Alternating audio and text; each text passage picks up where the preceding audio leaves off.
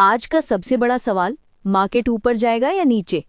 Forex trading के chart पर सब कंफ्यूज हो जाते हैं। देखो, आज जुलाई 2025 है, तो मार्केट का मूड समझना और भी इम्पोर्टेंट हो गया है। बिल्कुल।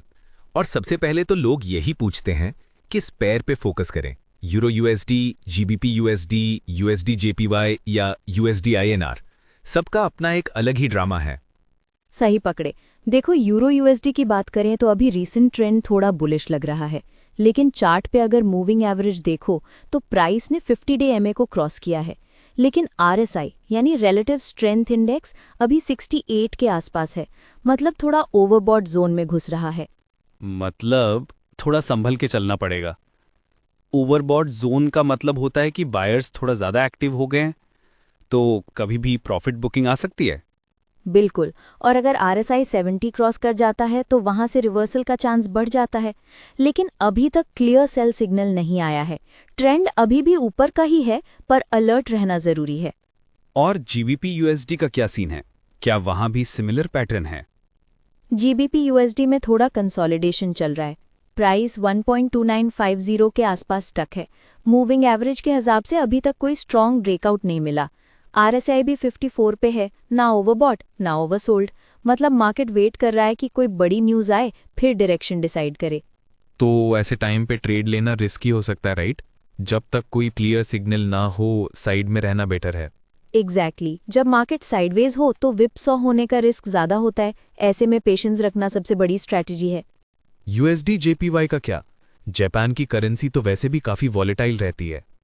यूएसडी जेपीवाई में अभी एक इंटरेस्टिंग सेटअप बन रहा है। डॉलर स्ट्रांग हो रहा है और येन वीक।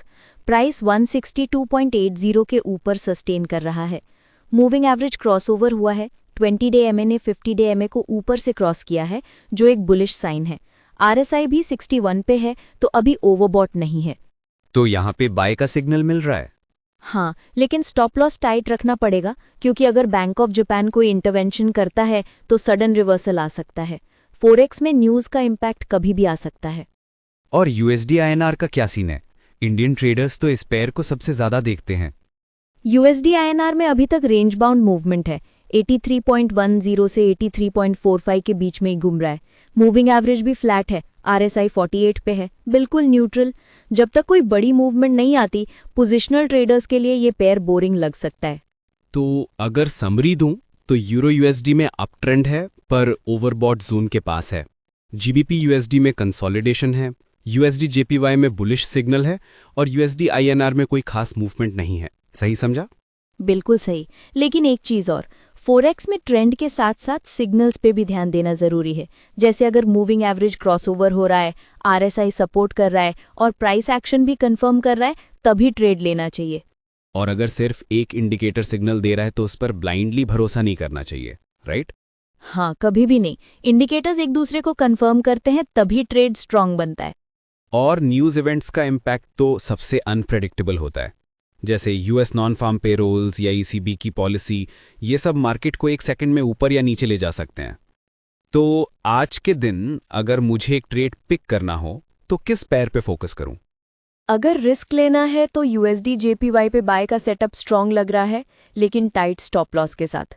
और अगर सेफ खेलना है तो यूरो यूएसडी में थोड़ा वेट करो, जब तक आरएसआई थोड़ा कूल डाउन नहीं होता। और बिगिनर्स के लिए कोई टिप? सबसे पहले डेमो अकाउंट पे प्रैक्टिस करो। इंडिकेटर्स समझो, moving average, RSI, trend lines. और कभी भी फोमो में ट्रेड मत करो। मार्केट हर दिन नया मौका देता है।